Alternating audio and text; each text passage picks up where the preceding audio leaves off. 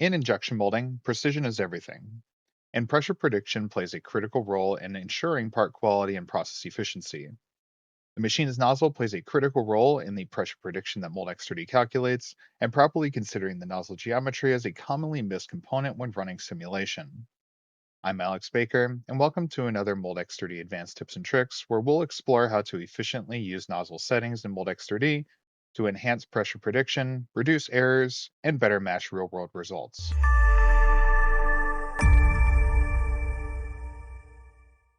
The nozzle is an important component of melt channel, even though it is a part of the machine, not necessarily part of the mold that we're injecting into. The pressure loss through the nozzle is still very important to accurately representing the pressure loss in the entire system through simulation. So what we see here, this is our typical setup. We have our part plus a cold runner, but actually we should also model in the nozzle. This is just going to be an extension on the top of our cold runner object, and this nozzle will be represented as a hot runner, being that it is completely filled at the beginning of the analysis.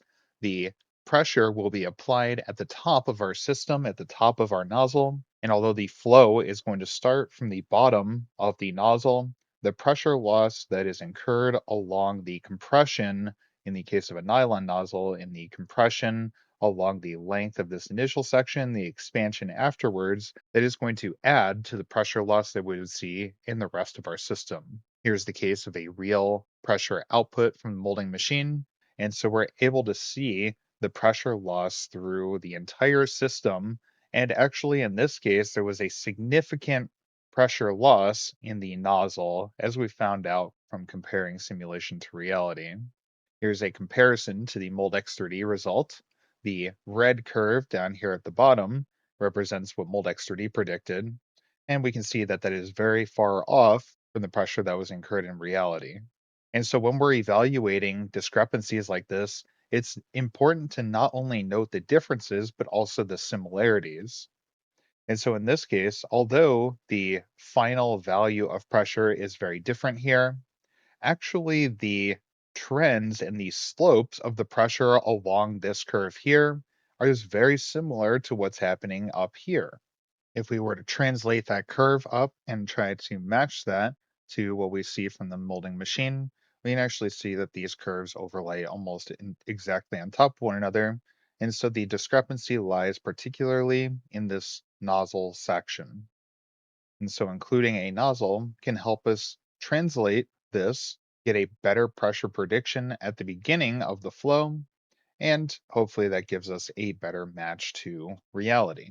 Something else that we need to consider here is the nozzle type. There are different nozzle types that exist out in the molding world, and so we need to model those in accurately as well. And we have some tools in Moldex3D that help us to establish these nozzle types in your model. All right, here's an example of a simple geometry with an edge gate. And so coming into the side here, we can understand what our pressure loss is. This is a pretty typical sprue pressure plot where the pressure loss begins and continues as the material flows through the runner and into the cavity, eventually switching over and transitioning to the packing stage. Well, let's see what happens when we add a nozzle into the equation. What I've done here is I've added an extension on top of the cold runner, and that represents our nozzle as well as a representation of our barrel. You can go as far up as you want to. At some point, the pressure loss is pretty insignificant to the entire system. However, you can model as much of the barrel as you want to. Anything in front of the check ring is really not necessary to model. We do have a separate type of analysis called a plastification analysis, which if I click on the dropdown, we'll see that here. Plasticizing allows us to understand how homogeneous the condition is going to be as the material melts and compresses through the screw section of our barrel. What we're modeling here is what's being plunged into our system. And that's what I've modeled here. Looking at the difference between this and the previous run, we can see that the later on in the pressure curve, the two curves are pretty much parallel to one another as the material flows through the cavity, but the initial pressure loss is quite a bit different. And this actually causes our maximum pressure value to shift in the case of the nozzle, we have 125 MPa. In the case of no nozzle, we have about 110 MPa. This pressure difference can be even more significant for a multi-cavity system or for different nozzle types. So let's take a look now at how we can apply a nozzle to an already existing geometry and runner. We'll copy the run with no nozzle. The first thing that I'm going to do is delete all the solid mesh from my system. Because we're going to be adding new information into our system, we're going to have to regenerate the solid mesh anyways. So particularly, I'm going to get rid of the solid mesh for the cold runner.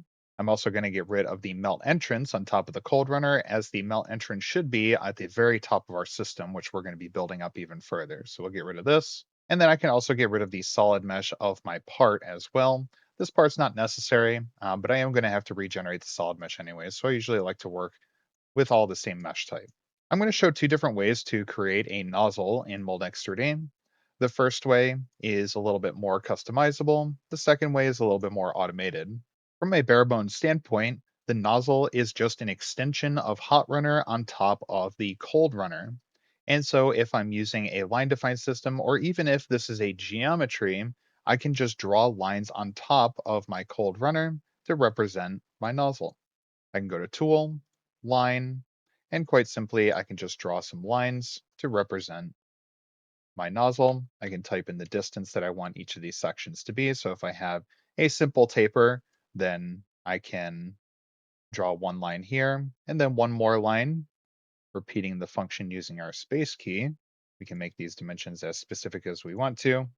And then it's just a matter of attributing. So I can attribute this as a hot runner.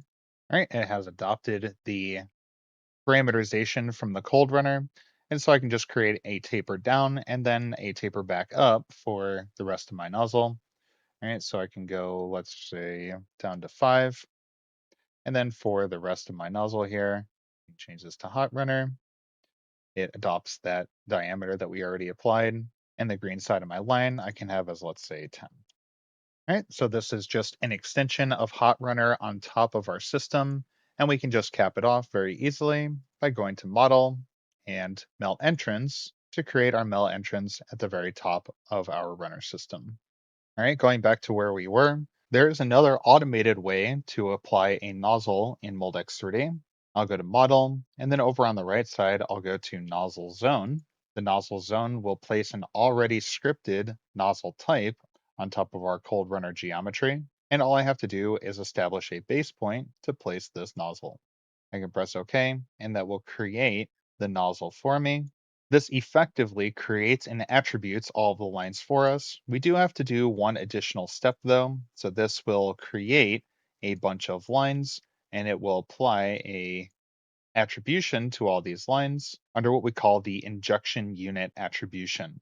To simplify things in most situations, I will almost always change this attribution from injection unit to hot runner. This will make the process setup a little bit easier and it will reduce confusion down the line. This injection unit attribute is used more for advanced hot runner setups. I'm going to go to attribute and we'll change from injection unit to hot runner. Right, and then we just simply place our melt entrance on top of the system. One additional thing I'd like to note is the existence of the nozzle parameterization in the process settings.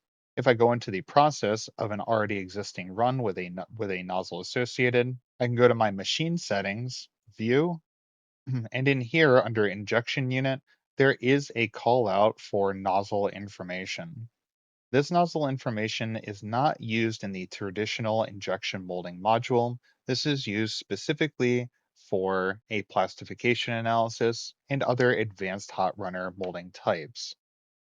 So do not use this as a substitution for the nozzle that we are applying in Moldex 3D. If you do add anything there, it will not affect the traditional injection molding result outputs. Instead, you will always want to make sure that you're using a modeled nozzle in the mesh that will be a much more accurate representation of the nozzle information and will affect the results of the analysis accordingly. Thank you for watching this Moldex 3D Advanced Tips and Tricks. If you'd like to see topics like this in the future, you can subscribe to the Moldex 3D YouTube channel to get notified of when new videos are posted. You can leave a like on the way out, and if there's any topics that you'd like to see discussed in future videos, you can leave those in the comments down below. Thank you for watching, and we'll see you in the next one.